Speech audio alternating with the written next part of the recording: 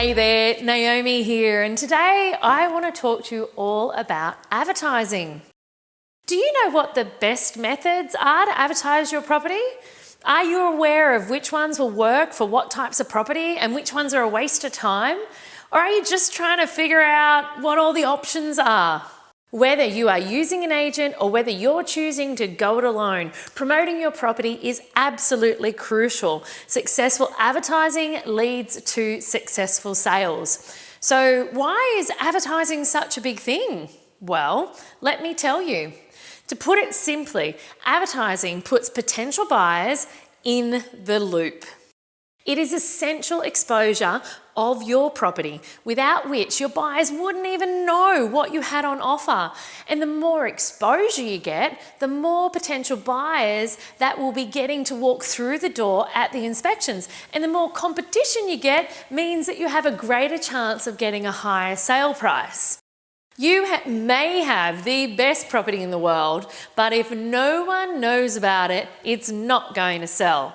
So in a nutshell, good advertising equals more potential buyers equals more profit in your pocket come sale day. So how can you gain more exposure for your property? Well, there are different methods both you and your agent can use to promote your property. And these include everything from online databases, local marketing, newspapers. Don't assume that just because we live in a digital age that the only relevant form of advertising is on the internet. The more traditional forms still have their part to play in spreading the word about your property. So here's a little bit more detail about the different forms of advertising you can use. So we naturally have our online databases. It's true that these days most people head straight to the internet when they're looking for the next property. That's why having your property on things like realestate.com.au or domain.com.au, it's a great way to gain a heads up of exposure, and it turns to heaps of interested buyers to get exposure for your property. It's super easy for buyers to pull it up on the website or on their app, on their phone, and flick through the photos, the floor plans, all the information that you have about your property ready there waiting for them.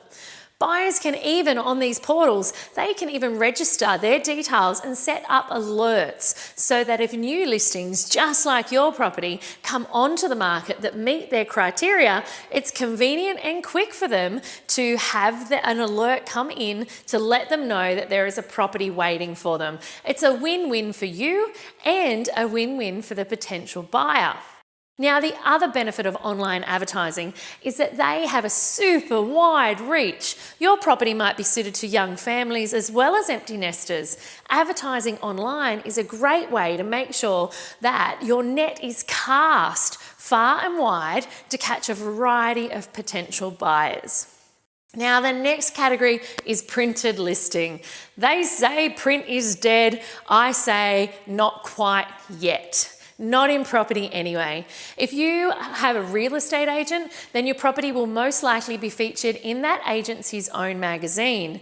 And before you dismiss this one altogether, keep in mind that some of these magazines around our country have really strong readerships. Some of them have over 50,000 potential buyers reading them weekly. Now, that is no small number. Then there are local newspapers to consider too. So that can reach an audience of people who might not be actively looking for a property. So your property might just pique their interest at the right time. So here's a fun fact. 81% of people reading the newspaper will read the real estate section, even if they're not looking to purchase at that time. So those are some very promising stats. Another reason for newspaper ads is they can help you reach out to potentially older buyers that still prefer print over digital. And the last added benefit is that print advertising is a little bit more filtered, so buyers don't have as much choice as they do online.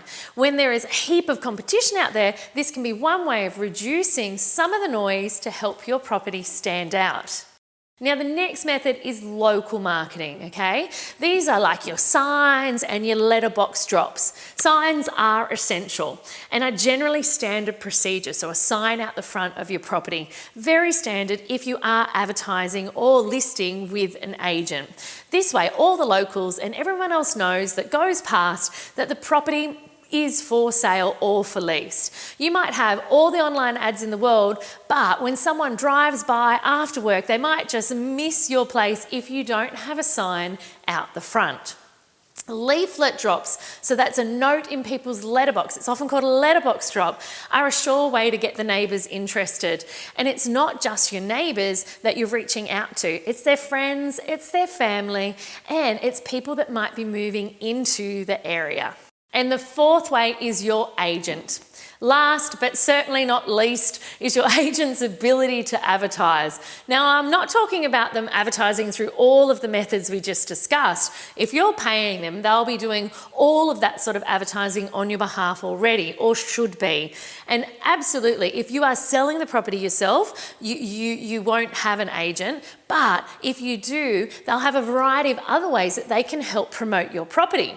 So what I'm talking about here is actually database subscribers and social followings and other networks that they've formed over the years. Word of mouth is a really powerful form of advertising, and agents have a lot of connections that they can reach out to promote your property. So how do you get the right mix of this advertising? There are so many options, right? So advertising isn't cheap. So it's important that you do get it right from the start. So investing in a property advertising is not a question of if, but how much. To be able to answer this question, you need to look at what sort of buyers you're hoping to attract. So for example, if you're going to be after those who live locally, then you'd absolutely want to be doing a letterbox drop. Of course, this won't be the only people you're targeting. After all, your potential buyers aren't just locals that live in the area and love the area, right? So the biggest way to maximise the interest and the competition when people are fighting for your amazing renovated property is to reach out to as many potential markets where your buyers are as possible. And that's where these types of advertising and these types of mixed advertising methods are absolutely phenomenal to draw attention to your property. And the more attention you get, the more likely you are to reach your profit goals with your end sale price. So when you're looking at all these different advertising options, make sure you keep your potential buyers in mind, and you'll have a winning advertising strategy in no time at all.